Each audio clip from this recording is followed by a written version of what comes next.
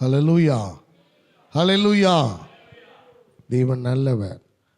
நம்ம இந்திய தேசத்துக்காக ஒரு நிமிஷம் நம்ம எல்லாரும் ஜெபம் பண்ணுவோமா? இந்திய தேசத்துக்காக ஜெபிக்க நம்ம எல்லோரும் கடமைப்பட்டிருக்கிறோம். அப்படியே கைகளை உயர்த்தி இந்திய தேசத்துக்காக, தேசத்தின் ஆசீர்வாதத்துக்காக, தேசத்திலே சமாதானம், தேசத்திலே சந்தோஷம், தேசத்திலே எல்லா பாதுகாப்பும் இருக்கும்படியாக நாம் ஜெபிக்க கடமைப்பட்டவர்களாக இருக்கிறோம். இந்திய தேசத்தில் முப்படை தளபதிகள் உண்டு. இந்த தளபதிகளுக்காக, அரசியல்வாதிகளுக்காக, அரசாங்க அதிகாரிகளுக்காக, கவர்மெண்ட் பாரபட்சம் இல்லாமல் எல்லாரும் ஒருமனமாய் ஏக சிந்தையோடு செயல்பட ஆமென். நாம் எல்லாரும் கைகளை உயர்த்தி இந்திய தேசத்துக்காக, தேசத்தின் பாதுகாப்புக்காக நம்ம எல்லாரும் தேவ சமூகத்தில் ஒரு விஷயம் வாய்களை திறங்க, வாய்களை திறந்து சொல்லி ஜெபம் பண்ணுங்க. ஆமேன். நீ நல்லவன், நல்லவன், நல்லவன், நல்லவன். ஆமேன். ஸ்தோத்திர இயேசுவின் நாமத்தினாலே ஆமேன். இந்திய தேசத்தை கர்த்தர் ஆசீர்வதிக்கணும். நம்முடைய தேசம் என்ன வளம் இல்லை இந்த திருநாட்டில், எல்லா வளத்தையும் கர்த்தர் கொடுத்திருக்கிறார். எல்லா ஆசீர்வாதத்தையும் கர்த்தர் கொடுத்திருக்கிறார். எல்லா ஆசீர்வாதமாய் மேன்மையாய் கர்த்தர் வைத்திருக்கிறார். ஆகவே நம்ம எல்லாரும் இந்திய தேசத்தை ஆசீர்வதித்து மனப்பூர்வமாய் இந்திய தேசத்தினுடைய ஆளுமைக்காக எல்லா தேவைகள் சந்திக்கப்பட ஆமீன். இந்தியாவிலே வறுமை கோட்டுக்கு கீழே இருக்கிற ஜனங்கள் பாதுகாக்கப்பட, அவர்களுக்கு ஆகாரம் கிடைக்க, அவர்களுக்கு வஸ்திரம் கிடைக்க, அவர்களுக்கு நல்ல தங்குவதற்கு இடம் கிடைக்க ஆமீன். ஸ்தோத்திரம். எத்தனையோ பலவிதமான வியாதிகளினாலே ஜனங்கள் மரித்து கொண்டிருக்கிறார்கள். அப்படிப்பட்ட ஜனங்களுக்கு நல்ல சுகத்தை ஆண்டவர் தரும்படியாக ஆமீன். சுகமுள்ள தேசத்தை என்னை கேள், அப்பொழுது ஜாதிகளை உனக்கு சுதந்திரமாகவும் பூமியின் எல்லைகளை உனக்கு சொந்தமாகவும் உனக்கு தருவேன் என்று சொன்ன ஆண்டவர் ஆமீன். இந்த குடியரசு தின நாளிலே நாம் இந்திய தேசத்துக்காக ஆமீன் நம் ஜெபம் பண்ண உள்ளத்தின் ஆழத்திலிருந்து பாரத்தோடு, கர்த்தாவே நீர் அற்புதம் செய்கிறவர், எங்கள் இந்திய தேசத்துக்கு நல்ல பாதுகாப்பை நீங்கள் கட்டளையிடணும். எல்லா வியாதியிலிருந்தோ, எல்லா பலவீனங்களில் இருந்தோ, எல்லா வறுமையில் இருந்தோ கர்த்தர் ஒரு பெரிய விமோச்சனத்தை, பாதுகாப்பை என் ஆண்டவர் கட்டளையிட வேண்டும்படியாய் நாங்கள் ஜெபிக்கிறோம், ஜெபிக்கிறோம், ஜெபிக்கிறோம், ஜெபிக்கிறோம், ஜெபிக்கிறோம். ஆண்டவரே ஆமென். உம்முடைய கரத்திலே நாங்கள் ஒப்பு கொடுக்கிறோம், ஒப்பு கொடுக்கிறோம், ஒப்பு கொடுக்கிறோம். ஆண்டவரே இயேசுவின் நாமத்தினாலே நாங்கள் எல்லாரும் கைகளை உயர்த்தி நாங்கள் எங்கள் இந்தியாவுக்காக, எங்கள் ஆண்டவரே மாவட்டத்துக்காக, எங்கள் மாநிலத்துக்காக, எங்களுடைய ஆண்டவரே பேரூராட்சிக்காக, எங்களுடைய பஞ்சாயத்துக்காக நாங்கள் ஜெபிக்கிறோம். எங்களுடைய கிராமங்களுக்காக நாங்கள் ஜெபிக்கிறோம். தேவ சமாதானம் ஆண்டவரே நிலைவரப்பட கர்த்தர் உதவி செய்வீராக என்று நாங்கள் ஜெபிக்கிறோம், ஜெபிக்கிறோம். ஆண்டவரே உம்முடைய கரத்திலே நாங்கள் ஒப்பு கொடுக்கிறோம், ஒப்பு கொடுக்கிறோம். ஆண்டவரே இந்த இந்திய தேசத்துக்காக, இந்திய தேசத்தின் ஆசீர்வாதத்துக்காக நம் மத்தியில் இருக்கிறதான் என்பது ஆரோன்ராஜ் அவர்கள் முன்னாடி வந்து ஜெபிக்கும்படி அன்பாய் கேட்கிறேன். ஸ்தோத்ரா. மாலையில் எல்லாம் கைகளை உயர்த்தி இருப்போம். ஆமென். இந்திய தேசத்துக்காக பிரதரை வச்சோம் பண்ணுவா.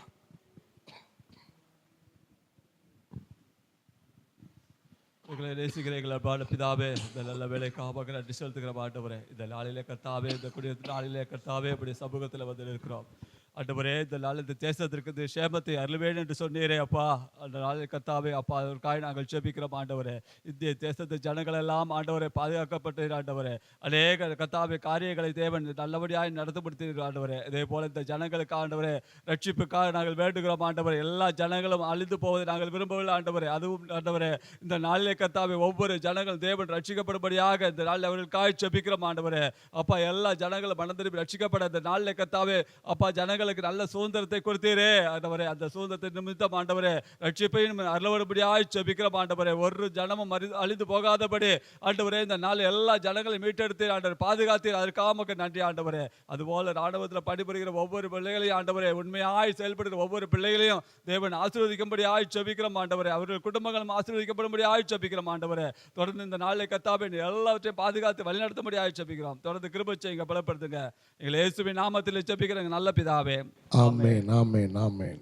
Thank you. ஹல்லேலூயா. நல்லா சத்தமா சொல்லுவோமா? ஹல்லேலூயா.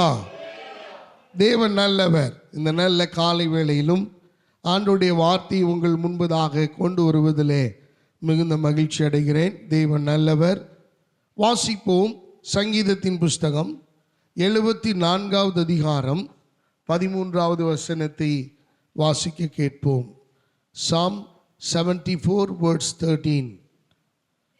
தேவரீர் உமது வல்லமையினால் சமுத்திரத்தை இரண்டாக பிளந்து ஜலத்தில் உள்ள வலு சர்ப்பங்களின் தலைகளை உடைத்தீர். வசனத்தின் மீது கைகளை வைப்போம். ஆண்டவர் இந்த காலை வேளையிலே நம்மோடு பேசட்டும்.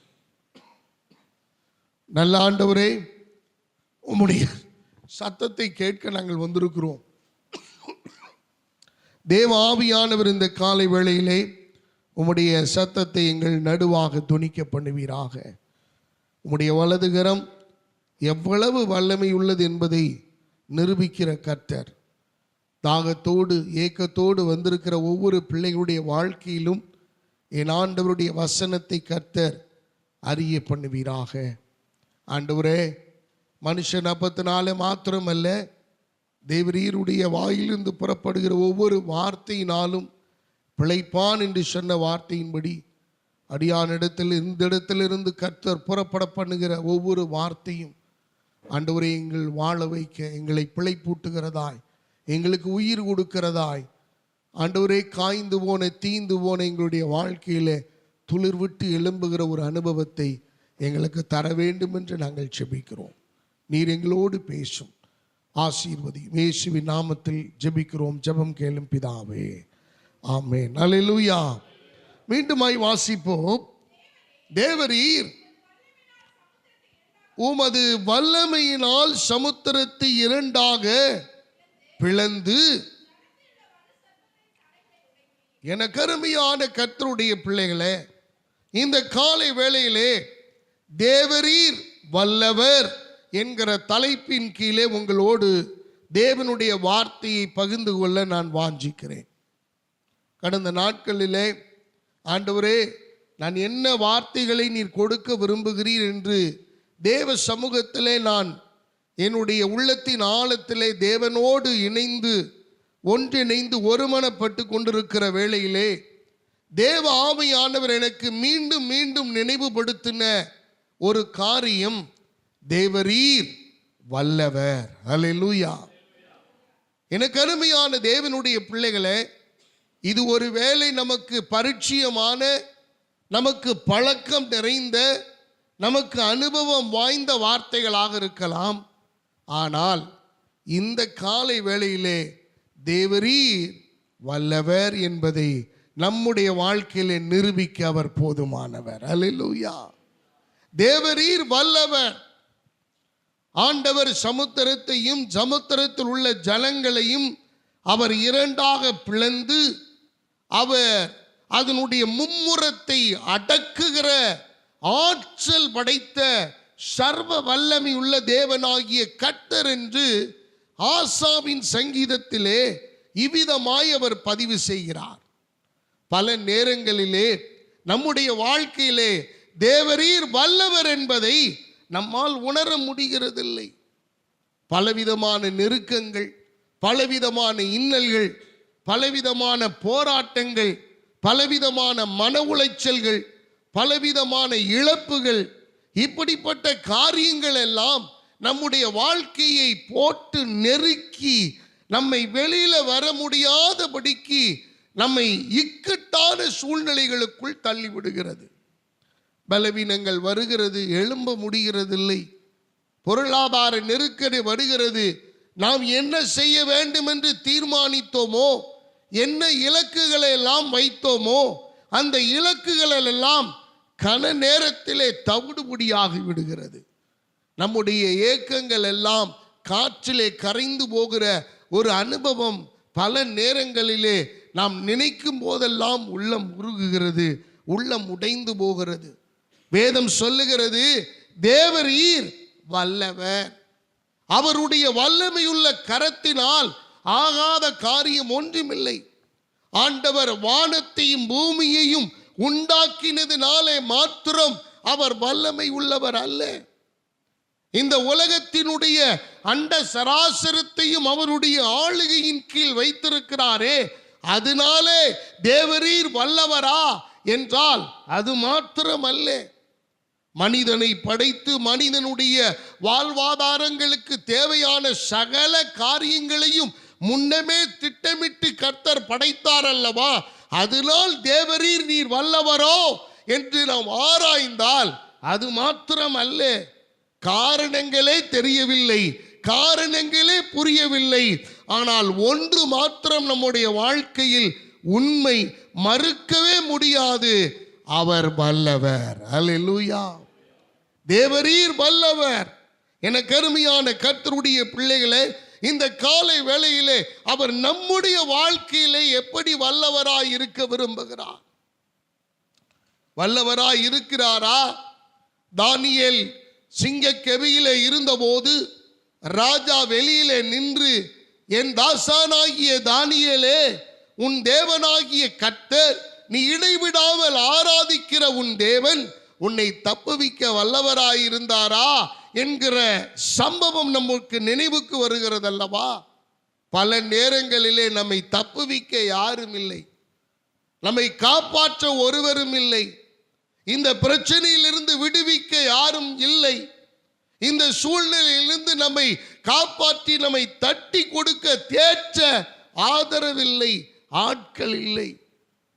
யாராவது ஒருவர் போன் பண்ணி நம்மை ஆறுதலாய் பேச மாட்டார்களா என்கிற ஏக்கம் நமக்குள் பல நேரங்களிலே நம்மை வாட்டி விடுகிறது. எல்லாரும் இருக்கிறார்கள், ஆனால் நமக்கு மாத்திரம் ஒரு தனிமை உணர்வு, யாருமே இல்லாதது போல, உலகமே வெறுமையானது போல, எங்கேயோ வேறு கிரகத்திலே கொண்டு போய் நம்மை விட்டது போல ஒரு தனிமை உணர்வை நம்முடைய வாழ்க்கையில் நாம் அனுபவிக்கிறோம். இருக்க இடம் இருக்கிறது, சாப்பிட ஆகாரம் இருக்கிறது, தங்க நமக்கு எல்லா வசதிகளும் இருக்கிறது, உடுத்த வஸ்திரம் இருக்கிறது, ஆனால் எதுவுமே இல்லாதது போல நம்முடைய வாழ்க்கையிலே ஒரு வெறுமையான உணர்வு. There was a vacuum in our hearts. நம்முடைய வாழ்க்கையிலே ஒரு வெறுமை நம்முடைய இருதயத்திலே காணப்படுகிறது. எனக்கு அருமையானவர்களே, உங்களுக்கு மாத்திரமல்ல, எனக்கு மாத்திரமல்ல, இந்த உலகத்திலே வாழ்ந்து கொண்டிருக்கிற கோடான கோடி ஜனங்களுக்கு அப்படிப்பட்ட சூழ்நிலையில் தான் வாழ்ந்து கொண்டிருக்கிறார்கள். வெளியிலே ஆடம்பரம், வெளியிலே பயங்கரமான ஒரு சூழ்நிலையை காட்டி கொண்டிருக்கிறார்கள், ஒரு பொய்யான வாழ்க்கையை பார்த்து கொண்டிருக்கிறார்கள், ஒரு மாயையான வாழ்க்கையை வாழ்ந்து கொண்டிருக்கிறார்கள். உள்ளுக்குள்ளே பயங்கரமான வேதனைகள், உள்ளுக்குள்ளே பயங்கரமான கசப்பான அனுபவங்கள், உள்ளுக்குள்ளே பலவிதமான சங்கடங்கள். இந்த நிலையிலே தான் உங்களையும் என்னையும் பார்த்து இந்த நாளிலே கர்த்தர் நம்மோடு பேசுகிறார். தேவரீர் வல்லவர். ஹல்லேலூயா. எத்தனை பேர் விசுவாசிக்கிறீங்க உங்க வாழ்க்கையில் அவர் வல்லவர்? நீங்கள் இந்த வார்த்தையை வெறுமையாய் எடுத்துக்கொள்ள கூடாது. எனக்கு அருமையான தேவ பிள்ளைகளே, இன்னைக்கு பலவிதமான தொழில்களை செய்து கொண்டிருக்கிறார்கள். இதெல்லாம் தொழிலா செய்ய முடியுமா அப்படிங்கிற நிலையிலே தொழில்களுடைய உச்சத்தில் போய் கொண்டிருக்கிறது. மனிதன் ஒவ்வொன்றாய் விற்று கொண்டிருக்கிறான். ஆன்லைன்ல எதை எப்படி விற்கிறான்னே தெரியல, ஆனால் சேல்ஸ் நடந்து கொண்டிருக்கிறது, ப்ராஃபிட் பார்த்து கொண்டிருக்கிறான். வீணா போன வைக்கோலை விற்று கொண்டிருக்கிறார்கள். உங்களுக்கு தெரியுமா, நாம மதிக்காத, நாம் கால்களிலே மிதித்து போட்ட சாணியை கூட யாரோ ஒருவர், எங்கேயோ ஒரு மனிதன் அதை எடுத்து அதுக்கு வேறொரு உருவத்தை கொடுத்து அதை பல்வேறு நாடுகளுக்கு ஏற்றுமதி செய்து கொண்டிருக்கிறான். அதை ஒரு பெரிய வர்த்தகமாகவே அவனுடைய வாழ்க்கையிலே மாறிவிட்டன. அருமையான தேவ பிள்ளைகளே, நீங்களும் நானும் வேண்டாம் என்று சொல்லுகிற எத்தனையோ ஒரு காரியங்கள் ஒரு மனிதனுடைய வாழ்க்கையிலே அதுதான் அவனுக்கு அச்சாணியாக, அதுதான் அவனுடைய வாழ்க்கையின் ஆரம்பமாக, அதுதான் அவனுடைய வாழ்க்கையினுடைய துளிர்விடும் துவக்கமாக மாறியிருக்கிறது. எனக்கு அருமையான தேவ பிள்ளைகளே, நம்பிக்கையே இல்லாத மனிதர்களுக்கு கூட இப்படிப்பட்ட சூழ்நிலையிலே நம்பிக்கை தருவதற்கு வாய்ப்புகள் கோடான கோடியாய் குவிந்து கிடக்குமே என்று சொன்னால், கர்த்தரை உண்மையாய் ஆராதிக்கிற உங்களையும் என்னையும் என் தேவனாகிய கர்த்தர் அவர் வல்லவர் என்பதை நம்முடைய வாழ்க்கையிலே அவர் நிரூபிக்க, அவர் வெற்றியை தர, அவர் உயர்த்த அவர் போதுமான தேவனாயிருக்கிறார். நீங்க சாதாரணமா அதை சாணின்னு நினைச்சா அது சாணிதான். ஆனா அதை பெரிய வர்த்தகமாக உங்களுடைய கண்கள் பார்க்குமேயானால் அதனுடைய நிலைமை வேற. நான் எதுக்கு சொல்ல வந்தேன்னா, தேவரீர் வல்லவர் என்று நீங்கள் சாதாரணமாக பார்த்தால் அது சாதாரண வார்த்தை தான். ஆனால் உண்மையாகவே என்னுடைய உடம்பிலே இருக்கிற, சரீரத்தில் இருக்கிற நாடி நரம்புகளிலே, செல்களிலே, சிவப்பணுக்கள், வெள்ளையணுக்கள் போன்ற எல்லா உயிரணுக்களிலேயும் என் தேவனாகிய கர்த்தர் வல்லவராய் இருக்கிறார் என்று நான் விசுவாசிப்பேனேயானால் என் தேவனாகிய கர்த்தர் நிச்சயம் அவர் வல்லவர் என்பதை உங்களுக்கு நிரூபித்து காண்பிப்பார். அல்லேலூயா. எனக்கு அருமையான தேவ பிள்ளைகளை, 2 காரியங்களை நான் ரத்தின சுருக்கமாய் இந்த இடத்திலே பதிவிட நான் வாஞ்சிக்கிறேன். நன்றாய் கவனியுங்கள். தேவரீர் வல்லவர். ஆண்டவர் ஆதியாகமத்திலிருந்து வெளிப்படுத்தின விசேஷம் வரைக்கும் தேவரீர் வல்லவர் என்கிற தலைப்பின் கீழே மாத்திரம் நம்மால் பேச முடியும். கேட்டுக்கொண்டே இருக்கலாம். அவ்வளவு வல்லவர் அவர், அவ்வளவு தேவரீர் வல்லவர். நீங்க அடுத்த வசனத்தை 73வது 74வது அதிகாரம் 14வது வசனத்தை கவனிங்களேன். தேவரீர்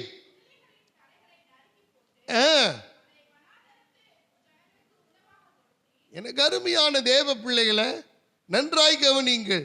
இந்த தேவரீர் வல்லவர் என்கிற காரியங்கள் இந்த ஒரு இடத்துல மாத்திரமல்ல, வேதத்தினுடைய பல்வேறு இடங்களிலே பல்வேறு தேவனுடைய ஸ்பாவங்களை கொண்டதாக தேவன் தம்மை வெளிப்படுத்தி இருக்கிறார். ஆனா நான் ரொம்ப சுருக்கமாய் அதுல ஏதோ ஒரு கடலிலே ஒரு முள்ளை தூக்கி போடுறது போல 2 காரியங்களை மாத்திரம் நான் நமக்கு இந்த இடத்திலே தியானிப்பது நமக்கு மிகவும் ஆசீர்வாதமாய் இருக்கும் என்று நான் கர்த்தருக்குள் நம்புகிறேன். முதலாவது காரியம், அவர் தேவரீர் வல்லவர், அவர் யுத்தத்தில் வல்லவர். அல்லேலூயா. எத்தனை பேருக்கு யுத்தம் பிடிக்கும்? ஹலோ, யுத்தமே பிடிக்காதவங்கெல்லாம் இங்கே இருக்கிறது போல நீங்க உங்க முகத்தை வச்சுக்கிறீங்க. எனக்கு தெரியும் உங்களுடைய யுத்தம் எப்படி இருக்கும் அப்படின்னு. எனக்கு அருமையானவர்களே, வார்த்தையினாலே பேசுவது மாத்திரம் யுத்தம் அல்ல, கண்களினாலே கூட யுத்தம் பண்ண முடியும். நம்முடைய செயல்பாடுகளினாலே கூட யுத்தம் பண்ண முடியும். நம்முடைய தோற்றம், நம்முடைய நினைவுகள், நம்முடைய எண்ணங்களிலே கூட நம்மால் யுத்தம் பண்ண முடியும். பாத்திரத்தை தூக்கி போட்டு அடிச்சா தான் யுத்தம் என்பது அல்ல. யுத்தத்துக்கு பலவிதமான காரணங்கள், பலவிதமான காரியங்கள், பலவிதமான ரூபங்கள் உண்டு.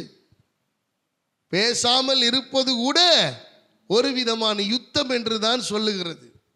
அமைதியாய் நாம் இருப்போமேயானால் அந்த அமைதிக்கும் பேர் என்ன? யுத்தம்தான். அன்பானவர்களே, அப்ப நன்றாய் கவனியுங்கள். அப்ப வேதம் சொல்லுகிறது அவர் யுத்தத்தில் வல்லவர். யுத்தத்தில் வல்லவர் என்று நான் எப்படி சொல்ல முடியும்? என் தேவன் எனக்காக என்ன யுத்தமெல்லாம் செய்திருக்கிறார். அருமையான தேவ பிள்ளைகளே, உங்களுக்கு ஒரு ரகசியத்தை சொல்லட்டுமா? நீங்கள் இந்த பூமியிலே உருவாவதற்காகவே நீங்கள் ஒரு பெரிய யுத்தத்தை செய்திருக்கிறீர்கள். அந்த யுத்தத்தினுடைய மிகப்பெரிய பங்காளர் ஆண்டவர். ஏன் தெரியுமா? நம்முடைய தாயும் தகப்பனும் இந்த பூமியிலே நம்மை கொண்டு வருவதற்கு அவர்கள் காரணமாய் இருந்தார்கள். ஆனால் காரணமாய் இருந்தாலும் 2 செல்கள், நாம் ஆணாக வேண்டுமா அல்லது பெண்ணாக வேண்டுமா என்பதற்குள் அந்த கருப்பைக்குள்ளே அந்த கருமுட்டைகள் எல்லாம் போராடி ஒன்றுக்கொன்று எதிர் திசையிலே செயல்பட்டு ஒரு யுத்த களத்தை அது மேற்கொண்டு அந்த யுத்தத்தில் எல்லாம் அது மற்றவைகளை தோற்கடித்து நீங்கள் தான் முன் வர வேண்டும் என்று சொல்லி தேவனுடைய அனாதி தீர்மானத்தின்படி அவர் உங்களை முன்னுரிமை கொடுத்து உங்களை இந்த பூமியிலே பிறக்க செய்திருக்கிறார். அல்லேலூயா. எத்தனை பேருக்கு புரியுது? அல்லேலூயா. அன்பானவர்களே, நாம் யுத்தமே என்ன என்று தெரியாத காலத்திலேயே நம்முடைய ஆண்டவர் நமக்காக யுத்தம் பண்ணி, நீ இந்த வீட்டிலே இன்னாருடைய தாய் தகப்பனுக்கு நீ இந்த இடத்திலே பிறக்க வேண்டும் என்பதை ஆண்டவர் தீர்மானித்து அவர் ஒரு யுத்தத்தை நடத்தி இருக்கிறார். செல்களுக்குள்ளே, குரோமோசோம்களுக்குள்ளே, அணுக்களுக்குள்ளே, உயிரணுக்களுக்குள்ளே எல்லாம் ஒரு யுத்தம் நடந்திருக்கிறது. அந்த யுத்தம் ஒருவேளை வெளி உலகத்துக்கு தெரியாமல் இருக்கலாம், என் தேவனுக்கு மறைவானவைகள் அல்ல. ஹல்லேலூயா. அவர் யுத்தத்தில் வல்லவர். நான் எப்படி யுத்தத்தில் வல்லவர் என்று என்னால் சொல்ல முடியும்? எனக்காக அவர் யுத்தம் பண்ணினால் தானே அவர் யுத்தத்தில் வல்லவர் என்று சொல்ல முடியும். அவர் எனக்காக அவர் யுத்தம் பண்ணி என் பக்கத்தில் நின்றால் மட்டுமே நான் யுத்தத்தில் வல்லவர் என்று நான் சொல்ல முடியும். எனக்கான யுத்தத்தில் எப்பொழுதெல்லாம் நான் தோற்று போகிறேனோ, எனக்கான யுத்தத்தில் எல்லாம் எப்பொழுதெல்லாம் என்னுடைய வாழ்க்கையில் தோல்வியை நான் தழுவுகிறேனோ, அப்பொழுதெல்லாம் அவர் வல்லவர் என்றே நான் நினைக்கிறதில்லை. வல்லவர் என்கிற நினைவெல்லாம் நமக்கு வருகிறதில்லை. ஆனால் எப்பொழுதெல்லாம் என் தேவன் நம் பட்சத்தில் நிற்கிறாரோ, எப்பொழுதெல்லாம் தேவன் நம்முடைய வலது வாரிசத்திலே நின்று நமக்காக அவர் பரிந்து பேசுகிறாரோ, எப்பொழுதெல்லாம் நமக்காக வழக்காடுவதற்கு அவர் நின்று கொண்டிருக்கிறாரோ, எப்பொழுதெல்லாம் நாம் அறியாத போது, நாம் பார்க்காத போது நமக்கு பின்பதாக நின்று நமக்கு நிழலாய் இருந்து இரவிலும் பகலிலேயும் எந்த விதமான ஆபத்துக்களும் நம்மை சேராதபடிக்கு நமக்காக ஒருவர் யுத்தம் பண்ணி கொண்டிருக்கிறாரே, அவர் யுத்தத்தில் வல்லவர். அல்லேலூயா. நாம் எல்லாரும் கண்களிலே பார்க்கிற யுத்தத்தை தான் பெரிதாக நினைக்கிறோம். ஆனால் நம்முடைய ஆண்டவர் நமக்கு தெரியாமலேயே இன்விசிபிளா நடக்கிற அநேக யுத்தங்களிலே அவர் நமக்காக அவர் ஜெயித்து கொண்டே இருக்கிறார். அல்லேலூயா. எனக்கு அருமையான தேவ பிள்ளைகளை, நமக்கு வருகிற ஆபத்துக்கள், நமக்கு வருகிற போராட்டங்கள், நமக்கு வருகிற சிரமங்கள், நமக்கு வருகிறதான எல்லா விதமான இன்னல்கள், ஒரு விதவையும் ஒரு மகனும் பனி பிரதேசத்திலே குடியிருந்தார்கள். அந்த பனி பிரதேசத்திலே எப்பொழுது பார்த்தாலும் களவாணிகள், அந்த பக்கம் திருடர்கள் வந்து அந்த இடத்துல கிராமத்தில் இருக்கிறதான எல்லா வீடுகளிலே அவர்கள் சேமித்து வைத்திருக்கிற ஆகாரங்களையும் பொருட்களையும் விலை மதிப்புள்ளதான அந்த தானியங்களையும் கொள்ளையடித்து கொண்டு போவது வழக்கமாயிருந்தது. அப்படிப்பட்டதான சூழ்நிலையிலே இந்த தாயாரும் இந்த அவருடைய மகனும் அந்த வீட்டுக்குள்ளே, அந்த சின்ன குடிசை வீட்டுக்குள்ளே, அந்த கிராமத்தின் ஓரமாய் இருக்கிற வீட்டிற்குள்ளே அவர்கள் உட்கார்ந்து கடவுளை தியானித்து கொண்டிருந்தார்கள். இவரிடத்திலே கொள்ளையிடுவதற்கு எந்த விதமான பொன்னும் பொருளும் கிடையாது. ஆனால் அவர்கள் இந்த பனி காலத்துக்காக சேர்த்து வைத்ததான அந்த தானியங்கள் அங்கே இருக்கிறது. அதுதான் அவர்களுக்கு ஆகாரம். அவர்களுக்கு அதுதான் அது விலையேற பெற்றது. அதை தான் அவர்களுக்கு அந்த பனிக்காலம் முழுவதும் அவர்களுக்கு ஆகாரமாயிருக்கும்.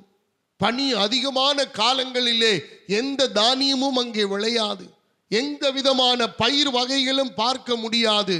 ஆகவே அவர்கள் சம்மர்ல கோடை காலத்திலே சேர்த்து வைத்ததான அந்த தானியங்கள் எல்லாம் வீட்டிலே பதுக்கி அந்த இடத்திலே பத்திரமாய் வைத்து அதிலிருந்து அவர்கள் ஆகாரம் புசித்து கொண்டிருந்தார்கள்.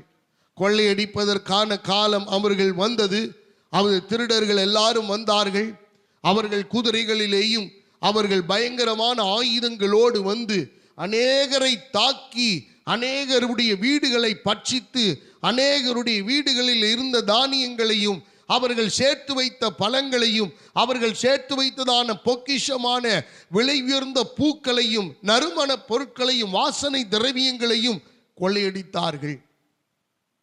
இவர்கள் கொள்ளையடித்து வீடு வீடாய் வந்து கொண்டிருக்கும் போது இவர்களுக்குடைய நம்பிக்கை ஒன்றே ஒன்றுதான். பெரிய பாதுகாப்பெல்லாம் கிடையாது. எந்த விதமான இராணுவமும் அந்த இடத்துல நின்று அந்த வீட்டை பாதுகாப்பதற்கு ஒன்றுமே இல்லை. ஆண்டவர் செய்த காரியம் என்ன தெரியுமா?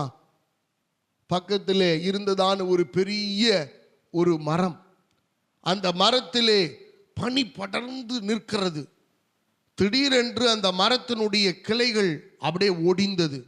ஒடிந்த உடனே அந்த மரத்திலே படிந்ததான பயங்கரமான டன் கணக்கான பனி அது வேகமாய் அந்த வீட்டில் அந்த குடிசை வீட்டின் மேலே விழுந்தது. இவர்களுக்கு உள்ள இருக்கிறது என்ன நடக்குதுன்னா தெரியாது. வெளியில சத்தம் நடக்கிறது, திருடர்கள் வந்திருக்கிறார்கள் என்று தெரியும். ஆனால் இவர்களுக்கு தெரியாத ஒன்று, அந்த பனி அந்த மரத்திலிருந்து கீழே விழுந்து அந்த வீடு முழுவதையும் நிரப்பி போட்டது. வீடு முழுவதும் அந்த பனியினாலே நிரப்பப்பட்டது. இவர்கள் பாதுகாப்பாய் இருந்தார்கள். ஏதோ பனி படர்ந்திருக்கிறது, ஒரு மரத்தின் கீழ் மரத்தின் மேலே பனி படர்ந்திருக்கிறது என்று சொல்லி வந்தவர்கள் எல்லாரும் அப்படியே திரும்பி போனார்கள்.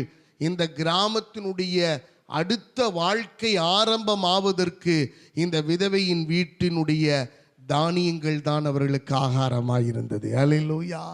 அருமையான தேவனுடைய பிள்ளைகளே, உண்மையாய் நடந்த சம்பவம். 1800களிலே நடந்த ஒரு உண்மையான சம்பவம் இது. தேவன் எப்படி அவர் வல்லவர் என்பதை நாம் ருசிக்க வேண்டுமானால் நமக்கு ஆண்டவர் இன்விசிபிளா என்னென்னலாம் செய்திருக்கிறார் என்பதை நீங்கள் கூர்ந்து கவனிக்க வேண்டும். அவர் யுத்தத்தில் வல்லவர். யாத்ராகமத்தின் புஸ்தகம் 15வது அதிகாரம் 3வது வசனம் விதமாய் சொல்லுகிறது. யாத்ராகமம் 15வது அதிகாரம் 3வது வசனம், கர்த்தரே யுத்தத்தில் வல்லவர், கர்த்தர் என்பது அவருடைய நாமம். எனக்கு அருமையான தேவ பிள்ளைகளே, அவர் யுத்தத்தில் வல்லவர் என்று யாத்ராகமத்தின் புஸ்தகத்திலே சொல்லப்பட்டிருக்கிறது. காரணம் என்ன? யாத்ராகமத்தின் புஸ்தகம் 14வது அதிகாரத்திலே 13லிருந்து 14வது வசனம் 2ஐ வாசிப்பீர்களானால், 14வது அதிகாரம் 13, 14, ஜனங்களை நோக்கி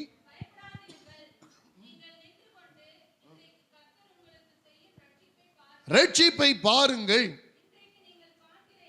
இன்றைக்கு நீங்கள் காண்கிற எகிப்தியரை இனி என்றைக்கும் காண மாட்டீர்கள். கர்த்தர் உங்களுக்காக யுத்தம் பண்ணுவார், நீங்கள் சும்மா இருப்பீர்கள். அல்லேலூயா. நம்முடைய ஆண்டவர் யுத்தத்தில் வல்லவர். அவர் சொன்னார், அவர் உங்களுக்காக அவர் யுத்தம் பண்ணுகிற தேவன்.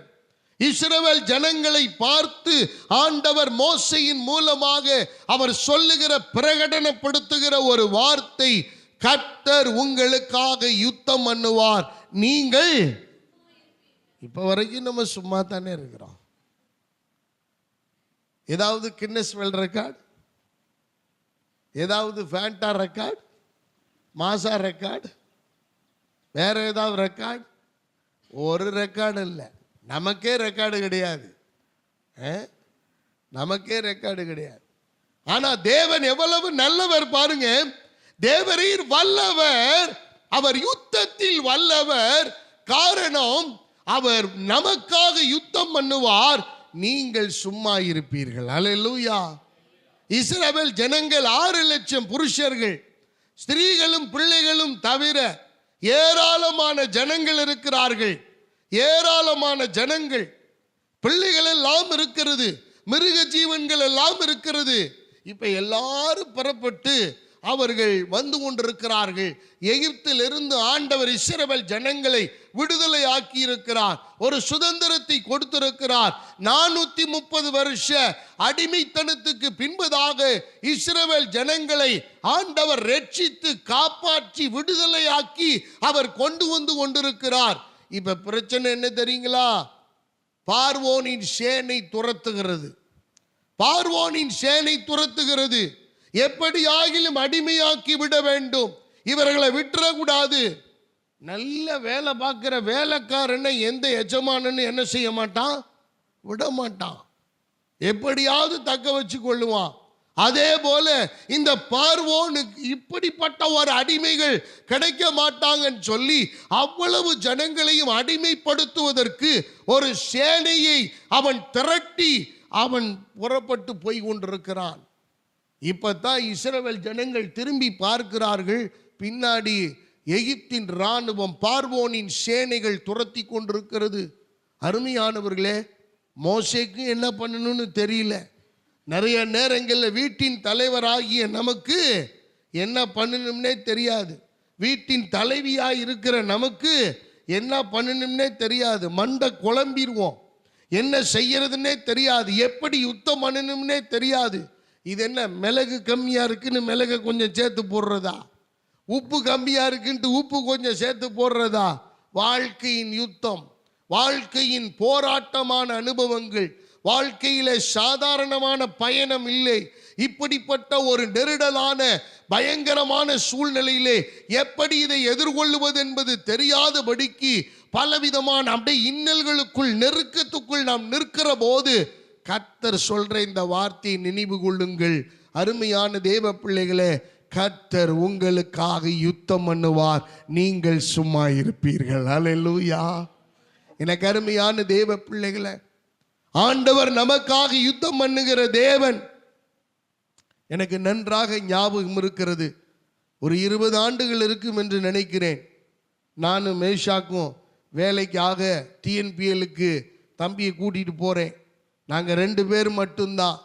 உள்ள இன்டர்வியூக்கு போயிட்டாங்க. நான் வெளியில் காவலாளியோடு உட்கார்ந்து கொண்டிருக்கிறேன். ரெஸ்ட் ரூமில் டைம் ஆஃபீஸில் நான் உட்கார்ந்து கொண்டிருக்கிறேன். என்னுடைய ஜெபம் எல்லாம், ஆண்டவரே ஏதாகிலும் ஒன்றை செய்ய மாட்டீரா என்கிற ஆதங்கம். அப்பொழுது ஃபோன் வசதி எல்லாம் பெரிதாக இல்லை. தாய் தகப்பன் இங்கே இருக்கிறாங்க, நாங்கள் புகழூரில் இருக்கிறோம் 2 பேரும். உள்ளே போனவனுக்கு என்ன ஆச்சுன்னே தெரியல. இன்டர்வியூவில் ஏராளமான பேர், பெரிய பெரிய ஜாம்பவான்கள்லாம் வந்திருக்கிறார்கள், பெரிய பெரிய ஆட்கள் எல்லாம். எனக்கு என்னமோ தெரியல, போன வாரத்திலேருந்து அதே சிந்தையாக இருந்தது, அதே நினைவில் இருந்தது எனக்கு. தேவன் எப்படியெல்லாம் நமக்கு யுத்தம் பண்ணுகிறார் பாருங்க. ஒருத்தரையும் தெரியாது, யாரும் அறிமுகமானவர்கள் அல்ல, ஒருத்தர் கூட பழக்கமானவர்கள் கிடையாது.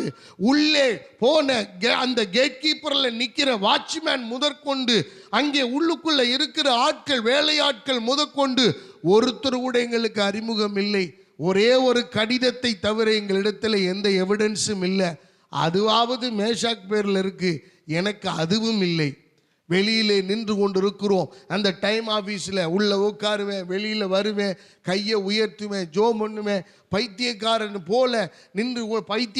போல நின்று கொண்டிருந்தேன். அவ்வளோ பெரிய பிரம்மாண்டமான மதில் சுவர்கள் நிறைந்த அந்த கம்பெனி. என்ன செய்வதென்று தெரியவில்லை. அப்படியே உள்ளே போனவனுக்கு என்னாச்சுன்னு தெரியல. இன்டர்வியூவில் எப்படியெல்லாம் கேட்பாங்க தெரியல, எப்படியெல்லாம் பாஸ் பண்ணியிருக்காங்க என்ன ரிசல்ட்டு தெரியல. திடீர்னு ஒரு உட்காந்துருந்த எங்களுக்கெல்லாம் ஒரு டீ காபி கொடுத்தாங்க. டீ குடிச்சிட்டு உட்காந்துருக்கிறேன். வெளியில் போய் சாப்பிட்லாம், மதிய சாப்பாட்டுக்கு வரல, நான் சாப்பிடலை.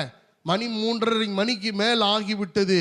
அருமையான தேவ பிள்ளைகளை, உள்ள நடக்கிறது எனக்கு தெரியல, வெளியில் நடக்கிறது உள்ள இருக்கிறவங்களுக்கு தெரிய வாய்ப்பில்லை. ஆனால் ஒன்று எனக்கு நன்றாக தெரிந்தது, இப்பையும் நான் அதை உணர்கிறேன், தேவரீர் யுத்தத்தில் வல்லவர். வெளியில வந்து சொன்ன வார்த்தை என்ன தெரியுமா? வேற ஒண்ணுமே பெருசா கேட்கல, இப்பவும் ஞாபகம் இருக்கு எனக்கு. பேர் என்னன்னு கேட்டிருக்காங்க, அவ்வளவுதான். அதனுடைய அர்த்தம் என்னன்னு கேட்டிருக்கிறாங்க. இன்டர்வியூக்கும் கேள்வி கேட்டதுக்கு சம்பந்தமே இல்லை. ஆனால் தேவன் எங்கள் வாழ்விலே யுத்தத்தில் வல்லவராயிருந்தார். உள்ளே யுத்தம் பண்ணினார், வெளியில நின்று கதறி கொண்டிருக்கிறேன். என்ன நடக்குதுன்னே தெரியல. இங்க 2 பேர்த்த தவிர வேற யாரும் இல்லை அந்த இடத்துல. ஒருத்தர் கூட அறிமுகமான இத்தனை லட்சம் பேர் உள்ள மாவட்டத்தில் ஒருத்தர் கூட எங்களுக்கு பரிச்சயமானவர்கள் இல்லை. ஆனால் எங்களுக்கு தெரிந்த ஆண்டவர் எங்கள் 2 பேருக்கு நடுவாக நின்று அந்த யுத்தத்திலே பெரிய ஜெயத்தை கட்டளையிட்டார். அல்லேலூயா. நீங்க போங்க, 15 நாள் கழிச்சு உங்களுக்கு ஒரு கடிதம் வரும், நீங்க திரும்பி வாங்கன்னு சொல்லி அனுப்பிட்டாங்க. எத்தனை பேருக்கு கடிதம் வந்துச்சுன்னு தெரியாது. ஆனால் 15வது நாள் தேவன் சொன்னபடியே அவர் வல்லவர் என்பதை நிரூபித்தார். ஹல்லேலூயா. எங்கள் வாழ்க்கையில் நடந்த ஒரு உண்மையான அனுபவம். அருமையான கர்த்தருடைய பிள்ளைகளை, உங்களை பின்தொடர்ந்த காரியங்கள் எல்லாம் உங்களை அச்சுறுத்துகிறதாக இருக்கலாம். பாஸ்டர், பயமா இருக்கு, எனக்கு நடுக்கமா இருக்கு, எப்படி இதை நான் கடந்து போகிறேன். அருமையான கர்த்தருடைய பிள்ளைகளை, நீங்கள் மோசே சொன்ன வார்த்தையை நினைவுபடுத்தி கொள்ளுங்கள். உங்களுக்காக அவர் யுத்தம் பண்ணுவார், நீங்கள் சும்மா இருப்பீர்கள். நீங்க பெரிய காரியத்தை செஞ்சு நீங்க ஜெயிக்கணுங்கிறதெல்லாம் என் தேவனுடைய திட்டம் அல்ல. என் தேவன் உங்களுக்காக, எனக்காக, நம்முடைய பிள்ளைகளுக்காக அவர் யுத்தம் பண்ணி அவர் வெற்றியை தருவதற்காகவே உங்களை என்னை அவர் பிள்ளைகளாக தெரிந்தெடுத்திருக்கிறார். அல்லேலூயா. எனக்கு அருமையான தேவ பிள்ளைகளை, தேவனுடைய பிள்ளைகள் என்பதற்காக நாம போய் யுத்தத்தில் நிற்கணுங்கிற அவசியம் எல்லாம் இல்லை. நாம் உரிமையாளர்கள், நாம் அவருக்கு சொந்தமானவர்கள், அவருடைய சுதந்திரவாளி. தேவன் யுத்தத்தில் வல்லவர் என்பதை நிரூபித்தார். இஸ்ரவேல் ஜனங்களுக்கு புரியல. இப்ப நான் சொன்னது நிறைய பேருக்கு புரிய வாய்ப்பு இல்லை. புரிஞ்சது போல ஒரு வேலை இருக்கலாம்.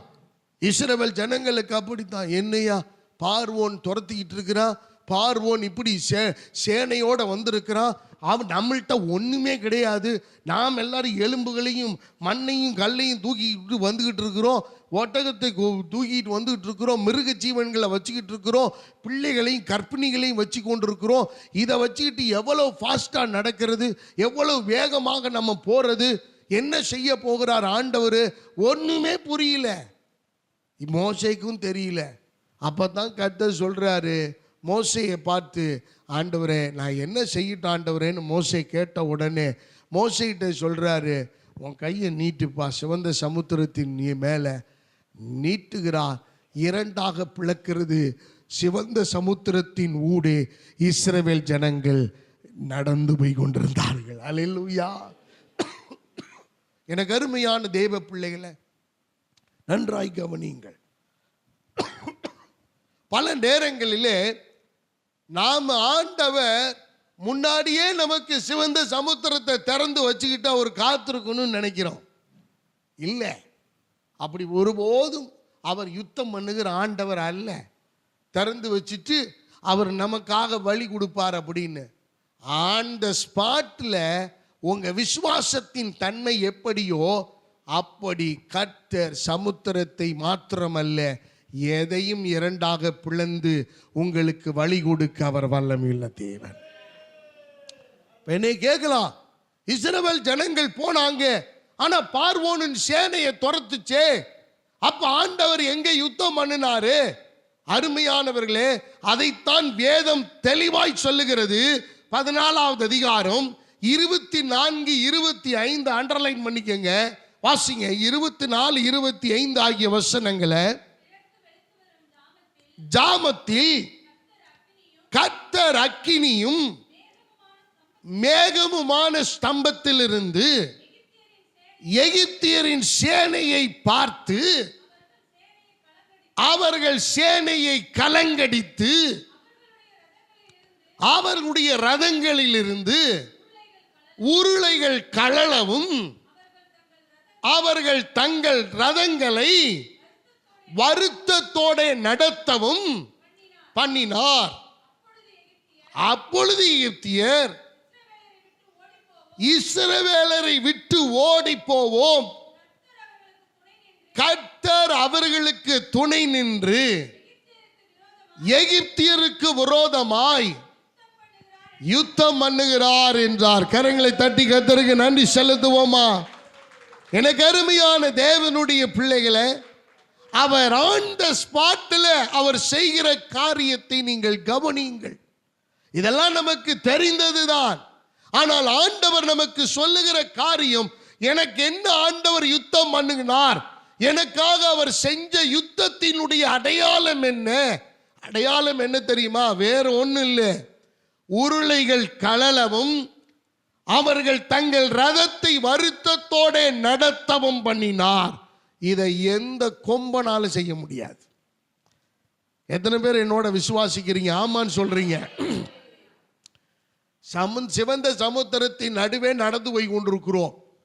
பின்னால ஒரு 10 பேர்த்த அனுப்பி எப்ப ரதத்தை ஓட்டிக்கிட்டு வராங்க. பலசாலிகளாக போய், நம்ம திறமசாலிங்கெல்லாம் போய், இந்த ஓவரா வாய் பேசுகிற ஆட்கள் எல்லாம் போய் அந்த உருளைகளுடைய அச்சாணியை கலட்டிட்டு நீங்கள் என்ன பண்ணுங்க, அவர்கள் தங்கள் வருத்தத்தோட ஆமாம் அவங்க சாட்டையெல்லாம் பிடுங்கிட்டு வந்துருங்க அப்படின்னு சொன்னாங்க. இல்லை, அவர் செஞ்ச காரியம் என்ன தெரியுமா? மனிதனால் செய்ய முடியாததை கர்த்தர் செய்தார். அது யுத்தத்தில் தான் நடக்கும். அருமையான தேவ பிள்ளைகளை, பல நேரங்களில் ஆண்டவர் எனக்காக என்ன செஞ்சாரு, என்ன பண்ணினாரு, யுத்தமே பண்ணலையே, இந்த முதலாளியோட ஆண்டவர் பேச மாட்டாரா, இந்த எஜமானனோட பேச மாட்டாரா, இந்த ஆட்களோட ஆண்டவர் பேச மாட்டாரா? இப்படி ஆண்டவர் பேசாமே இருக்கிறாரு, அமைதியாவே இருக்கிறாரு, எனக்காக எந்த யுத்தமுமே பண்ணலையே. அருமையான கர்த்தருடைய பிள்ளைகளே, யுத்தம் ஆரம்பத்திலே தேவன் பண்ணுகிறதிலே எந்த விதமான சிறப்பும் இல்லை. யுத்த களத்திலே ஆன் த ஸ்பாட்டிலே உருளைகள் கலல பண்ணின தேவன் ஒருவர் இருக்கிறார் அல்லவா? அந்த ரதத்தை வருத்தத்தோட நடத்தவும் செய்து இப்ப எகிப்தியரின் சொல்லுகிறது, எப்பா அவர்களுடைய தேவன் அவர்களுக்காக துணை நின்று நமக்கு விரோதமாய் எழும்பி யுத்தம் பண்ணி கொண்டிருக்கிறார் என்று எதிரிகளையே சொல்ல வைத்த தேவன் ஒருவர் இருக்கிறார் அல்லவா? அவர் உங்களுக்காக எனக்காக அவர் யுத்தம் பண்ணி கொண்டிருக்கிறார். அவர் யுத்தத்தில் வல்லவர். அது வெளியில தெரியாது, உருளைகள் கலந்தது தெரியாது, அவர்கள் ரதத்தை வருத்தத்தோடு நடத்துறது தெரியாது. ஆனால் ஒன்று தெரியும், அவர்கள் பேசிக் கொள்ள போகிறார்கள்.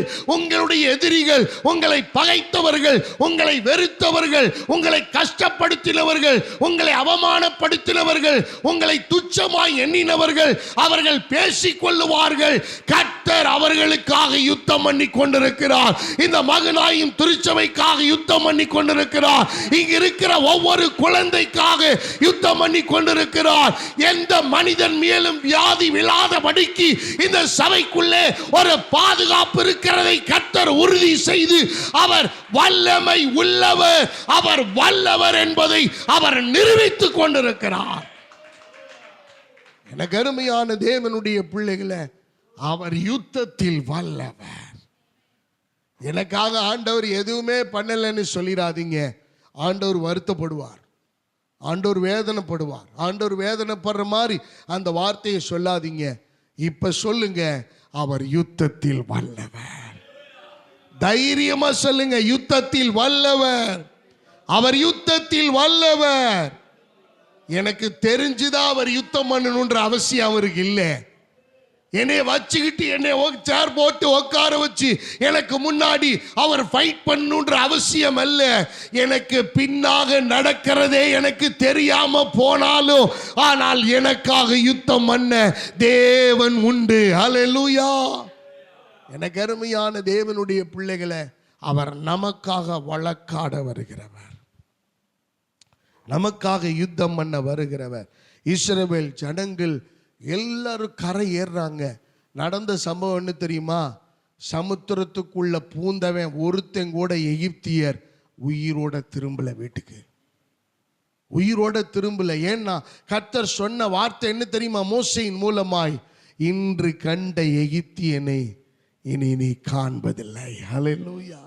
அருமையான கர்த்தருடைய பிள்ளைகளை, உங்களுக்காக அவர் யுத்தம் பண்ண தயாராக இருக்கார். ஒருவேளை பாஸ்டர் நான் ரொம்ப இழந்துட்டேன் பாஸ்டர், நான் ரொம்ப மனம் அடிவாயிட்டேன் பாஸ்டர், நான் ரொம்ப உடஞ்சி போயிட்டேன், என்னால் சகிக்க முடியல, என்னால் தாங்க முடியல. அருமையான தெய்வ பிள்ளைகளே, இதுதான் சரியான நேரம். ஏன் தெரியுமா? இப்போ தான் கர்த்தர் சமுத்திரத்தை இரண்டாக பிளக்கிற நேரம். அந்த சமுத்திரத்து உள்ளே போங்க. நீங்கள் அமைதியாக போயிட்டே இருங்க. அவர் சொல்கிறத மாத்திரம் செய்யுங்க. நீங்கள் பெரிதாக ஒன்றை செய்து சாதனைலாம் படைக்க வேணாம். அவர் சொன்ன வழியில் போயிட்டே இருங்க, கீழ்ப்படிஞ்சுக்கிட்டே இருங்க, ஜெபம் பண்ணிக்கிட்டே இருங்க, பயந்து கொண்டே இருங்க. ஆண்டவர் செய்கிறபடி செஞ்சு கொண்டே இருப்பார். உங்களுக்கு கரையேறின பிறகுதான் தெரியும், இஸ்ரவேல் ஜனங்களை எதிர்த்தவர்கள் ஒருவர் கூட உயிரோடு இல்லை என்பது. ஹல்லேலூயா. இன்று கண்ட எகிப்தியரை இனி காண்பதில்லை. எனக்கு அருமையான தேவ பிள்ளைகளை, தேவரீர் யுத்தத்தில் வல்லவர். அவர் வல்லவராயிருக்கிறார். யுத்தத்திலே வல்லவர், சாதாரணமான வல்லவர் அல்ல. எனக்காக, என் குடும்பத்துக்காக, என் பிள்ளைகளுக்காக, என் ஜனத்துக்காக அவர் வழக்காடி யுத்தம் பண்ணுகிற தேவன். யுத்தத்தை பூரா வரலாறு பேசணுங்கிறதுக்காக மட்டுமல்ல, இஸ்ரவேல் ஜனங்களுடைய இருதயத்தில் அது வரலாறு ஆகணுங்கிறதுக்காகவும் கர்த்தர் யுத்தம் பண்ணி கொண்டிருந்தார். அல்லேலூயா. உங்களுக்காக கர்த்தர் யுத்தம் பண்ணுவார்மா, உங்களுக்காக கர்த்தர் யுத்தம் பண்ணுவார். அவர் யுத்தத்தில் வல்லவர். நீங்க பயப்படாதிருங்கள், சோர்ந்து போகாதிருங்கள். நீங்கள் சோர்ந்து போக வேண்டிய அவசியம் இல்லை, பயப்பட வேண்டிய அவசியம் இல்லை. இரண்டாவது ஒரு காரியத்தை நான் பதிவிட வாஞ்சிக்கிறேன். அவர் கசப்பை மாற்றுகிற வல்லவர். எனக்கு அருமையானவர்களே, என்ன பாஸ்டர் யுத்தத்தில் வல்லவர் சொன்னீங்க? யுத்தத்தில் வல்லவர் நிறைய காரியங்கள் சொல்ல முடியும். ஆனா இரண்டாவது நமக்கு முக்கியமான ஒன்று உண்டு. அவர் கசப்பை மாற்ற அவர் வல்லவர். இப்ப நம்முடைய வாழ்க்கையில கசப்பு இல்லாதவர்கள் யாராவது இருக்கீங்களா? ஹலோ, எல்லா ஏரியாவிலையும் கசப்பு இருக்கு. கசப்பு இல்லாத அனுபவம் உள்ள வாழ்க்கை உடையவர்கள் இந்த உலகத்தில் எவரும் இலர்.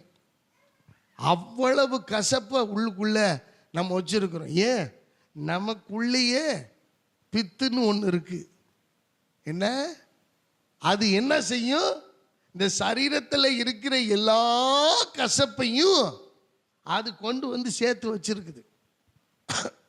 அருமையான தேவ பிள்ளைகளை, கசப்பான அனுபவங்கள். ஒரு ஸ்திரீ விதமாய் சொல்லுகிறாள். ரூத்தின் சரித்திர புஸ்தகம் 1வது அதிகாரம் 20வது வசனத்தை வாசிக்க கேட்போம். ரூத் 1:20. ரூத்தின் சரித்திர புஸ்தகம் 1வது அதிகாரம் 20வது வசனம். வாசிங்க. நீங்கள் என்னை நகோமி என்று சொல்லாமல் மாறாள் என்று சொல்லுங்கள். சர்வ வல்லவர் எனக்கு மிகுந்த கசப்பை கட்டளையிட்டார். இதை யாராவது ஏற்றுக்கொள்ள முடியுதா? நகோமி சொல்லுகிறாள், மோவாபுக்கு தேசத்துக்கு போய் செல்வ சீமானாய் இருந்து எல்லாத்தையும் பறி கொடுத்து பிறகு ரூத்தோடு சேர்ந்து நகோமியும் பெத்லெகேமுக்கு திரும்பி வந்தபோது, நகோமி வந்துவிட்டாள் என்று சொன்னபோது, என்னை நகோமி என்று தயவு செய்து யாரும் சொல்ல வேண்டாம், அதற்கு நான் பாத்திரன் அல்ல, ஆகவே என்னை மாறாள் என்று சொல்லுங்கள். மாறாள் என்றால் கசப்பு என்று பொருள். என கருமையானவர்களே, கர்த்தர், வல்லவராகிய கர்த்தர் எனக்கு மிகுந்த கசப்பை கட்டளையிட்டார். யாருமே இப்படி சொல்லல, யாருமே இப்படி சொல்லல. நல்ல கவனிங்க. எனக்கு கசப்பான வாழ்க்கையை ஆண்டவர் கொடுத்துட்டாரு. நகோமிக்கு கசப்பான வாழ்க்கை ஆண்டவர் கொடுத்துட்டாரா? அவள் பிரகடனப்படுத்துகிறாள். பெத்லெகேமுக்கே சொல்லுகிறாள். பெத்லெகேம் என்றால் அப்பத்தின் வீடு என்று பொருள். அப்ப பெத்லெகேமுக்கு வந்தபோது, அறுவடையின் நாட்களிலே அவர்கள் திரும்பி வந்தபோது, இப்ப எல்லாரும் சொல்றாங்க, தோ நகோமி வந்துட்டா, தோ நகோமி வந்துட்டா அப்படின்னு சொல்லுகிற போது, என்னை நகோமி என்று யாரும் அழைக்க வேண்டாம், என்னை மாறாள் என்று சொல்லுங்கள். எனக்கு தேவனாகிய கர்த்தர் தேவரீர் வல்லவர் எனக்கு மிகுந்த கசப்பை கட்டளையிட்டார். அருமையானவர்களே, இப்ப ஆண்டவரை நாம் எல்லாரும் இப்படித்தான் தவறா புரிஞ்சிருக்கிறோம். நகோமியாக்குவேன், கசப்பை எனக்கு கட்டளையிட்டார். யாருக்காவது வீட்டுக்காரர் ரொம்ப இனிக்குதுங்களா? ஹலோ, நான் தப்பா கேட்டேன்னா? இனிக்குதுங்களா? யாருக்காவது மனைவி இனிக்குதுங்களா? பிள்ளைங்க இனிக்கும். பெற்றோர்கள் இனிக்குதா பிள்ளைகளுக்கு? என்ன திட்டிகிட்டே இருக்கிற? அங்கே பாரு, அவங்க அம்மா அப்பாலாம் எப்படி இருக்காங்க, அவங்க அம்மா அப்பாலாம் பாரு எப்படி இது பண்ணுறாங்க, எப்படி பிள்ளைகளை வலு பண்ணுறாங்க, எனக்கு எதுவுமே வாங்கி தர மாட்டேங்கிற. கசப்பான அனுபவம். சரி, வேலையாவது பிரியமா செய்கிறோமா?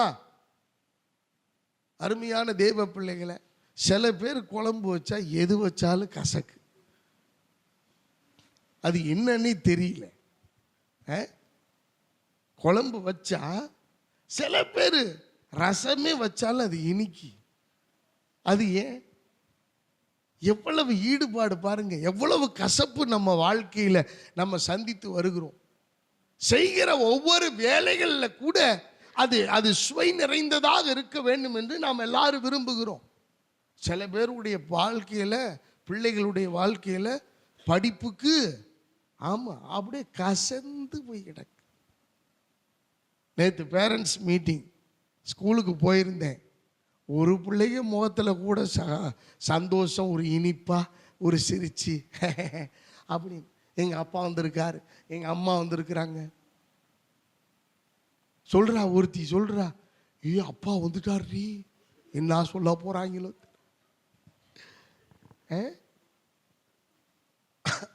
அந்த மிஸ்ஸு அங்கே உட்காந்துக்கிட்டு யாரை திட்டலாம், யாரை போட்டு ஏசலாம், யாரை அன்னைக்கு போட்டு வறுத்து எடுக்கலாம், யாரை பொரியல் பண்ணலான்னு அது சும்மா வெறிச்சு போட்டு காத்து கொண்டிருக்கு பயங்கரமா. பேரண்ட்ஸ் எல்லாம் பயப்படுறாங்க, என்ன சொல்ல போதோ தெரியல அப்படின்னு.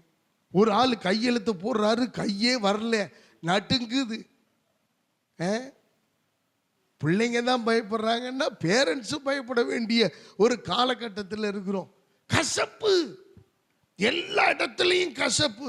வருமானம் வரலன்னா கசந்து போயிடுது, நல்லா சமைக்கலைன்னா கசப்பு ஆயிடுது, உப்பு சேது அதிகமாக போயிட்டா கசப்பு ஆயிடுது. சில பேருடைய கையே கசப்பான கை, எதை புழிஞ்சாலும் ஆமாம் கசப்பாயிரும், விஷம் ஆயிரும். சிலருடைய கை நல்ல கை, எதை புழிஞ்சாலும் அது சுவை உள்ளதாய் அது மாறும். கையின் பிரயாசங்களை ஆசீர்வதிக்கிற கர்த்தர். அப்ப பைபிள் என்ன சொல்லுது? இந்த இடத்துல சொல்லுகிற ஆள், அவள் மாறாள் என்று என்னை சொல்லுங்க, என்ன மிகுந்த கசப்பு எனக்கு வந்துருச்சு. கசப்பு ஆண்டவர் கட்டளையிட்டா. இப்ப எல்லாருமே நாம் ஆண்டவரை அப்படித்தான் புரிந்து வைத்திருக்கிறோம்.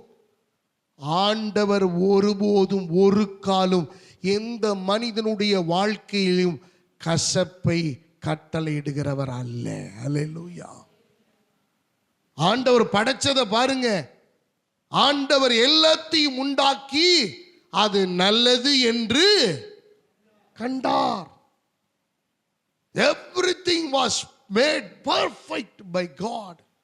எல்லா தேவனால் சரியாக உண்டாக்கப்பட்டிருக்கிற போது உங்களுக்கும் எனக்கு மட்டும் ஏன் கசப்பு வருது? எனக்கு அருமையான தேவ பிள்ளைகளை நல்ல கவனிங்க. அப்ப இஸ்ரவேல் ஜனங்கள் இப்பதான் சிவந்த சமுத்திரத்தை விட்டு வெளியில வந்திருக்கிறாங்க.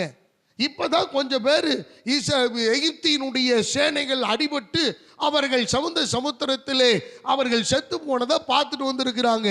இப்ப வனாந்திரத்திலே நடந்து திரிந்து அவர்களுடைய தொண்டையெல்லாம் தாகம் ஏற்பட்டு விட்டது. இப்ப பயங்கரமான தாகத்தில் இருக்கிறார்கள். இப்ப இந்த தாகத்தில் இருந்தவர்கள் தண்ணீர் கிடையாமல் வனாந்திரத்திலே அவர்கள் நடந்து கொண்டிருக்கிறார்கள். அப்பதான் ஒரு இடத்துல தண்ணி கிடைச்சிருச்சு.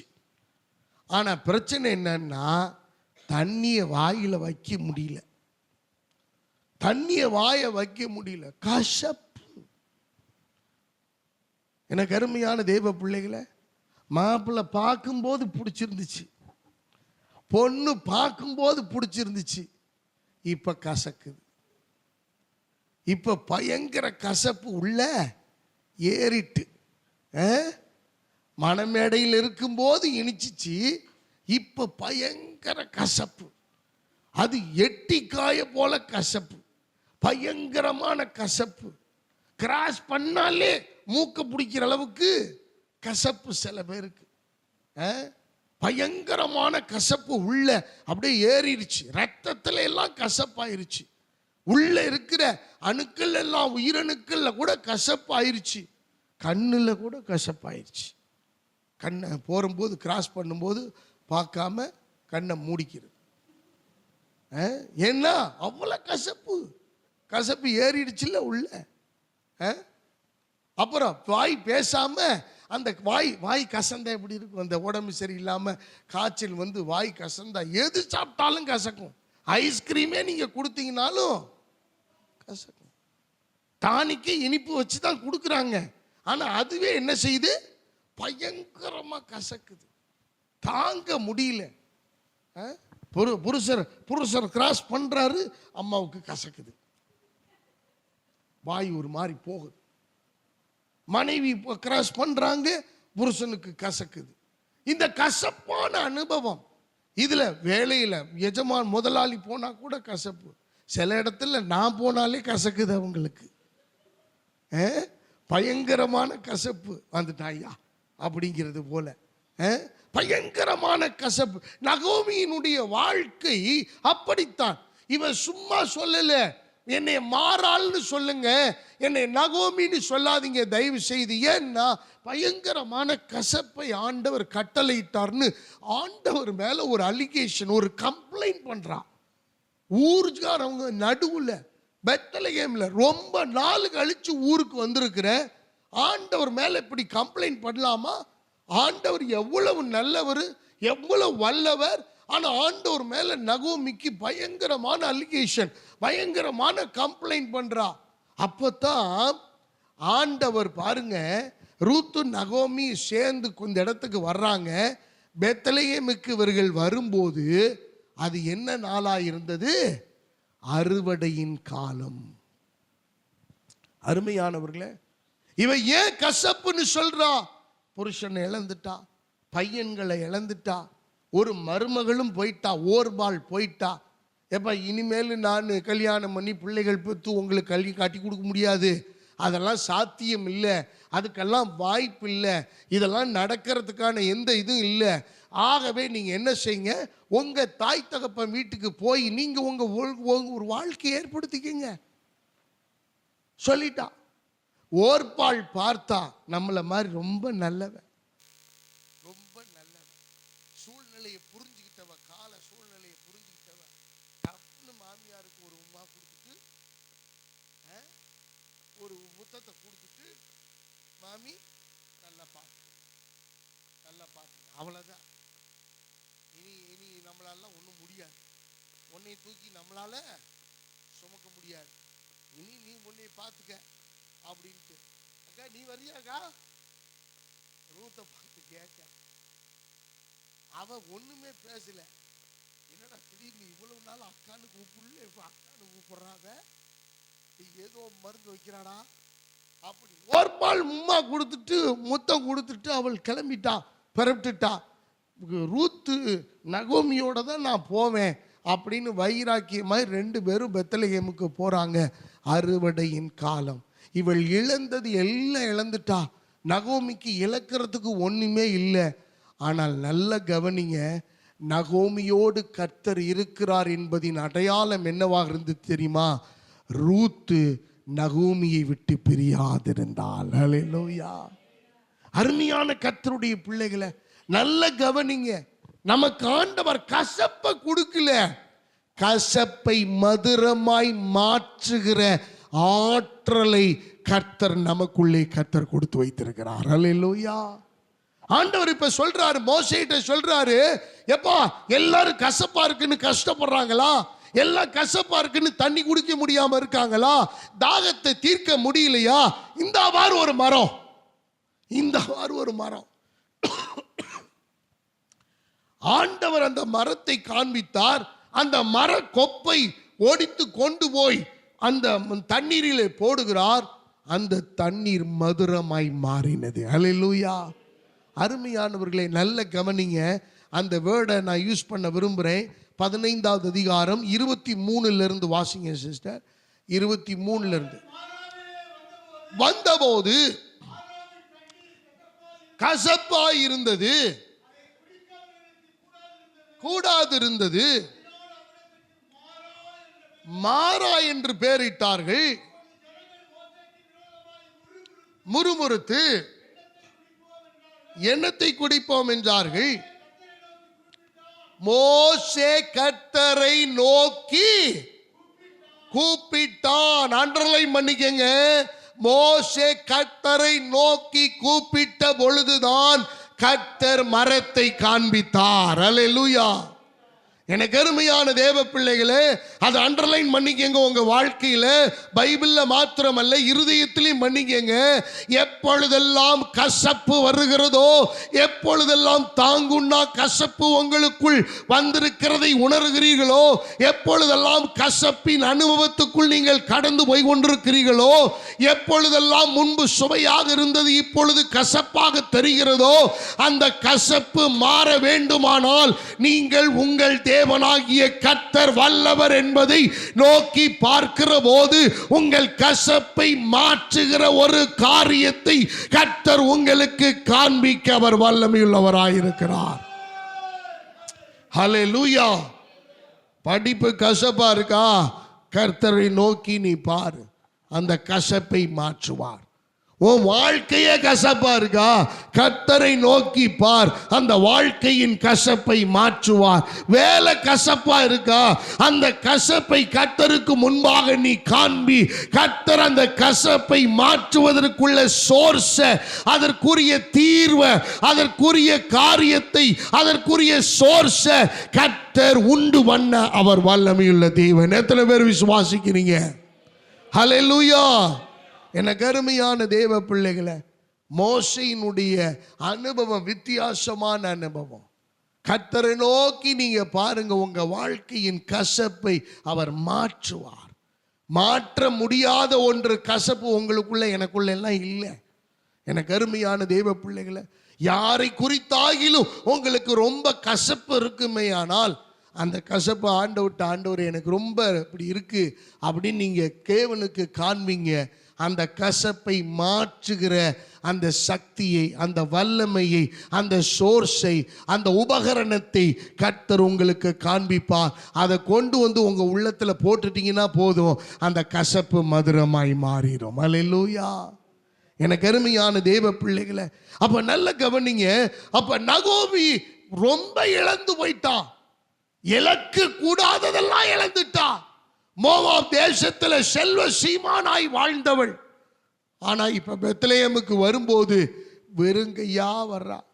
என்னை வெறுமையாய் கர்த்தர் திரும்ப பண்ணினார் என்று அழுகிறாள்.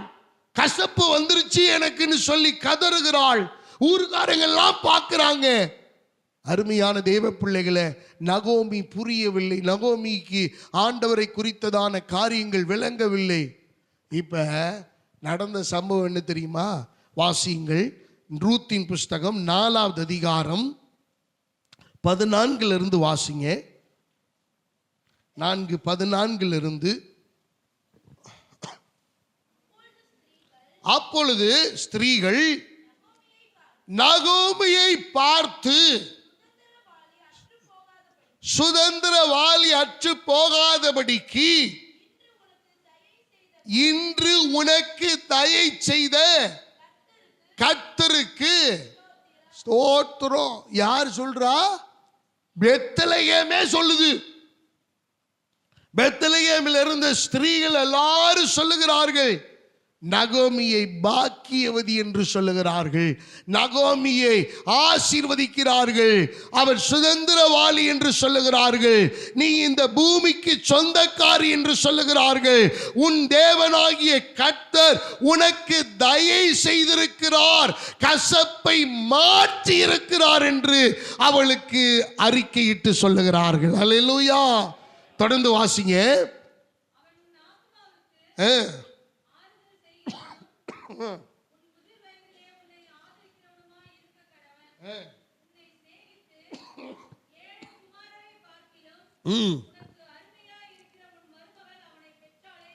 என்றார்கள். நகோமி அந்த பிள்ளையை எடுத்து தன் மடியிலே வைத்து, எனக்கு அருமையானவர்களே, நல்லா யோசிச்சு பாருங்க.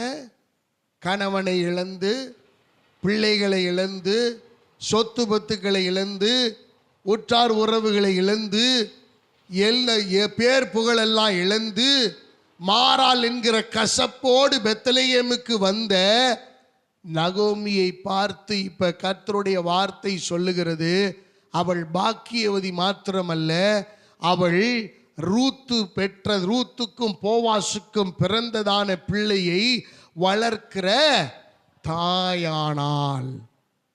ஓர்பால்ட்டையும் ரூத்துக்கிட்டையும் நகோமி சொன்ன வார்த்தை என்ன? இனிமேல் நான் தாயாக எனக்கு வாய்ப்பு இருக்கா? அருமையான தேவ பிள்ளைகளை, வாய்ப்பே இல்லாத இடத்துல எனக்கு கசப்பு வந்துருச்சுன்னு அவன் நினைச்சுக்கிட்டு இருந்தத ரப்பர் போட்டு கர்த்தர் அழிச்சு, அப்படி இல்லை, அதை நான் மதுரமாய் மாற்றி இருக்கிறேன் என்று நகோமிக்கு கர்த்தர் உறுதிபட உறக்க சொல்லி பெத்லெகேமே அறிக்கையிடும்படிக்கு கர்த்தர் செய்தார். அல்லேலூயா. இந்த காலை வேளையில் அருமையான கர்த்தருடைய பிள்ளைகளே, do you receive the word of God today? இந்த நாளிலே கர்த்தர் உங்களுடைய வார்த்தை உங்களுக்கு நேராய் அவர் கடந்து வர பண்ணி இருக்கிறார். அவர் கசப்பை மாற்றுகிற வல்லமையுள்ள தேவன். ஆண்டவர் கசப்பை கட்டளையிட்டார். சொல்லாதீங்க எனக்கு இப்படி ஒரு கசப்பு வந்துருச்சு. இல்ல, எந்த கசப்பையும் மாற்றுகிற ஆற்றல் படைத்த தெய்வம் அவர். அல்லேலூயா. நகோமியின் கசப்பை மாற்றினார் அவர். அவர் மாறாவின் கசப்பை மாற்றினார். நீங்க தேவனை நோக்கி கூப்பிடும் போது, கர்த்தரை நோக்கி முறையிடும் போது, கர்த்தர் சொன்ன பாதையில நீங்க இருக்கும்போது, ஒருவேளை நீங்க திரும்பி கர்த்தருடைய சமூகத்துக்கு வர்றதுனால வெறுமையா வந்திருக்கலாம், வெறும் கையை வீசி வந்திருக்கலாம், ஒன்றுமே இல்லாததாய் வந்திருக்கலாம், ஒருவேளை அனாதையை போல வந்திருக்கலாம், உறவுகளே இல்லைன்னு நினைச்சு வந்திருக்கலாம். ஆனா கர்த்தர் இந்த இடத்துல உங்களை என்னை வரப்பண்ணின ஆண்டவர் அறுவடையின் காலத்திலே வரப்பண்ணி இருக்கிறார். அவர் தேவன் இந்த பெத்லெகேமை சந்தித்தார் என்கிற வார்த்தையை கேள்விப்பட்டு இந்த இடத்திலே கர்த்தர் வரப்பண்ணி இருக்கிறார். கர்த்தர் இந்த இடத்துல இருக்கிறார் என்று உங்களை என்னை கர்த்தர் வரப்பண்ணி இருக்கிறார். அவர் கசப்பை மாற்றுகிற வல்லமை உள்ள தேவன். அல்லேலூயா. நாம் எல்லாரும் எழுந்து நிற்போமா? தேவரீர் வல்லவர், அவர் யுத்தத்தில் வல்லவர், அவர் கசப்பை மாற்றுகிற வல்லமை உடைய தேவன். எல்லா கண்களை மூடி ஆண்டவருடைய சமூகத்தில் ஒரு விஷயம் எழுந்து நின்று இந்த வார்த்தையை ரிசீவ் பண்ணுங்க. இந்த வார்த்தையை உள்ளத்தின் ஆழத்தில் ஏற்றுக்கொள்ளுங்க. உங்க வாழ்க்கையில் இருக்கிற எல்லா கசப்புகளும் மாறும். இனி மதுரமாய் கர்த்தர் மாற்றுவார். இனி மதுரமாய் கர்த்தர் மாற்றுவார். ஆமென், ஆமென், ஆமென். இனி மகிழ்ச்சி உங்களுக்குள்ள உண்டாகும். உங்கள் உள்ளத்திலே ஒரு சந்தோஷம் உண்டாகும். ஒரு பரவசத்தை கர்த்தர் கட்டளையிடுவார். ஒருவேளை நீங்க தோல்வி அடைஞ்சு நிக்கலாம், ஆனா அவர் யுத்தத்தில் வல்லவர். உங்களுக்காக யுத்தம் பண்ணுகிற தேவன், உங்களுக்காக யுத்தம் பண்ணுகிற ஆண்டவர். அவர் நிச்சயமாய் யுத்தத்தில் வல்லவர். அவர் கசப்பை மாற்றுவார். உங்கள் கசப்பை எந்த இடத்திலிருந்தோ, ஆமே, நீங்க சிறுமையா நினைக்கலாம். ஒருவேளை ஆண்டவர் என்னை வெறுமையா விட்டுட்டார் நினைக்கலாம். ஒருவேளை நீங்க கசப்பான அனுபவத்துக்குள்ள வந்துட்டோமே நீ நினைக்கலாம். இல்ல, அப்படி அல்ல. அறுவடையின் காலத்திலே கர்த்தர் உங்களை என்னை வைத்திருக்கிறார். ஓ, கர்த்தர் தேவனால் சந்தித்த காலத்திலே உங்களை என்னை வைத்திருக்கிறார். தேவன் இந்த இடத்திலே வாசம் வாசம் பண்ணுகிறதை உறுதிப்படுத்தும்படியாக இந்த இடத்துல கர்த்தர் உங்களை என்னை கொண்டு வந்திருக்கிறார். உங்களை போஷிக்கிறவர், உங்களை நடத்துகிறவர், உங்களுக்கு ஜெயத்தை தருகிறவர். எந்த இடத்துல கசப்பு இருந்தாலும் அந்த கசப்பை மதுரமாய் மாற்றுகிற தேவன் உண்டு. உங்கள் வாழ்க்கைய, உங்கள் தொழில, உங்கள் குடும்பத்தை, உங்கள் பிள்ளைகளை, எல்லா சூழ்நிலைகளிலேயும் அவர் நிச்சயமாகவே கசப்பை மாற்றுவார். விசுவாசிங்க. நீங்க நம்பினாதான் அது நடக்கும். சாதாரணமா நினைச்சுக்கிறது சாதாரணம். ஆனா தேவரீர் வல்லவர். அவர் யுத்தத்தில் வல்லவர். அவர் கசப்பை மாற்றுகிறதில் வல்லவர். விசுவாசிங்க, விசுவாசிங்க. நல்ல கரங்களை அடிச்சு அந்நிய பாஷையில பேசுங்க, ஆவியில நிறைங்க. இன்னைக்கு கசப்பெல்லாம் கர்த்தர் மாற்றுவார். ஓ, யுத்தத்தில வல்லவர். உங்க வருமானத்துக்காக கர்த்தர் யுத்தம் பண்ணுவார். உங்க சுகத்துக்காக கர்த்தர் யுத்தம் பண்ணுவார். நீங்க இழந்து போனதை திரும்ப கொடுப்பதற்காக யுத்தம் பண்ணுவார். உருளைகள் கலந்து போகும். ஆமென். எதிரிகள், உங்களுக்கு விரோதமாய் வந்தவர்கள், பேசினவர்களுடைய உருளைகள் கலந்து போக செய்வார். உங்க கண்கள் காணும். ஹல்லேலூயா, ஹல்லேலூயா. அந்நிய பாஷையில பேசி ஆவியில நிறைந்து அனல் கொண்டவர்களாய் தேவ பிரசன்னத்துக்கு ஒப்பு கொடுப்போம்.